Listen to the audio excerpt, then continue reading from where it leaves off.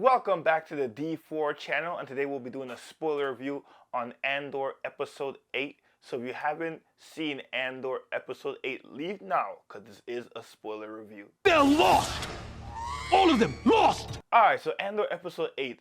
Man, if you have told me that I would have liked this show more than Obi-Wan months ago, I would have said that you are crazy. But this show continues to deliver on not only the world building of what is going on with the Empire and the rest of the galaxy, but I am loving the writing and the look of this show. Like the jail planet that Cassian goes to, Narkina 5, I believe it's called.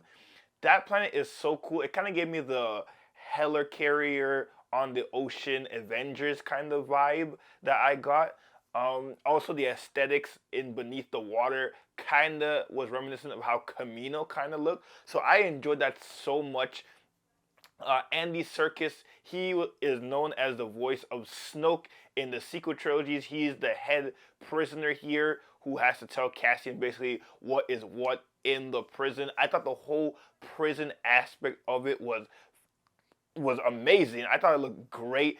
Also, Melchi is here in the prison with Cassian. Now, if you don't know Melchi, he is one of the crew that went with Cassian to Scarif to get the plans for the Death Star. He is part of the Rogue One crew. To hear his name, and the way they did it too, it's not like it's like a, hey, there's Melchi. It was more like, Melchi's here. He's in the prison. Whatever he did or however he got here, he's just another citizen who has been treated wrongly by the Empire, who we know goes to fight for the rebellion and basically gives his life for everything to get the plans to the Death Star.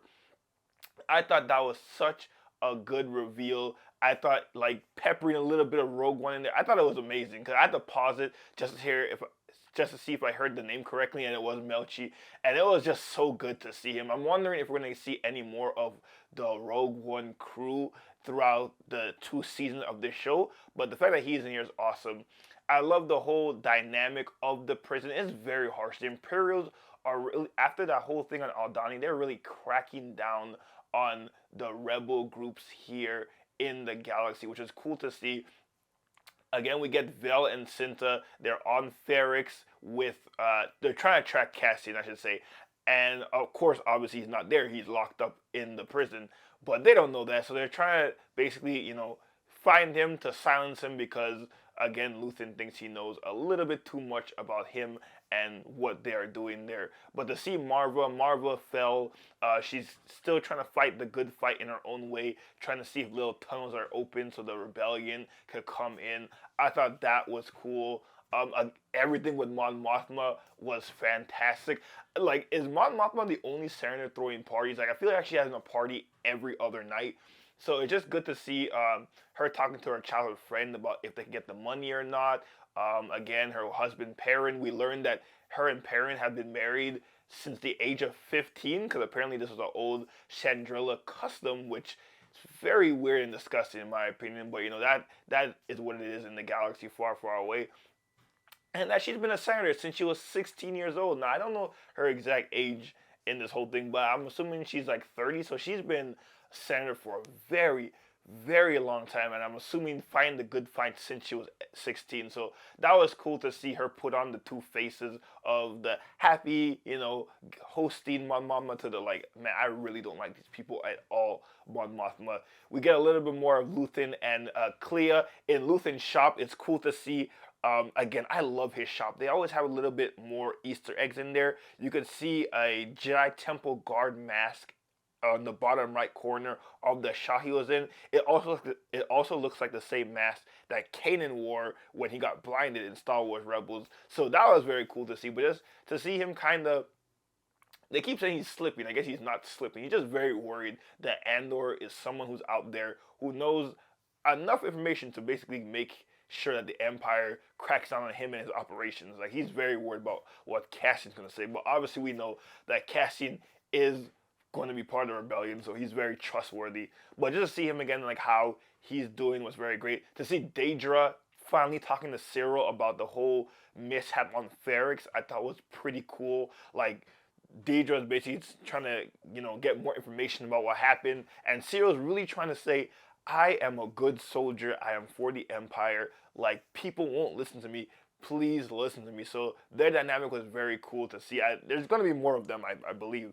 To see what Bix is going on in Ferrix. Again, these soldiers are always pointing out Bix, like in a not even like her by herself, like in a crowd of people. She always gets singled out, and I find that's kind of hilarious and probably the only chink in the Ryan armor. But it has to move the plot forward, so I get it. And again, everything with Bix and Ferrix is very important because we know, based on the trailers, that I believe Cassian is going to go back to Ferrix, and we're going to see, I guess you could say, a riot in Ferrix. So to see that they're really cracking on the citizens there, and they took one of their citizens, which I believe his name is Pack, and interrogated him for whatever reason, was very interesting to see. Deidre's finally on the planet taking control as we've seen. We also get another shot of Admiral Lauren in the boardroom of the ISB, and they're basically talking about everything that they need to do to basically stop these flourishes of rebellion from happening. So I thought that was pretty cool. Is there anything else I'm missing? Overall, I just think the show is brilliant. I think the shots are fantastically sweeping. This is by far the best looking Star Wars TV show to date, and honestly, I just love to hear the characters talk and world build. And even if you know the whole plot of what's going to happen with the rebellion and with Cassian, to fill out the details of this world even more during this time period, I think it's fantastic. And man, they are killing it. I can't wait to see what they do in episode 9. I'm assuming episode 9 is either when Cassian gets broken out of jail or the episode after that, because in this episode, I believe he's been in that prison for about 30 days now, because it says 30 shifts later. So he's been in there for about a month now. So he's not going to serve his whole 6-year sentence, I don't believe. I think he's going to be breaking out by either one of Luthen's agents or, maybe they have a whole prison riot within themselves. Oh, I almost forgot. How could I forget? We get to see Saw Gerrera again.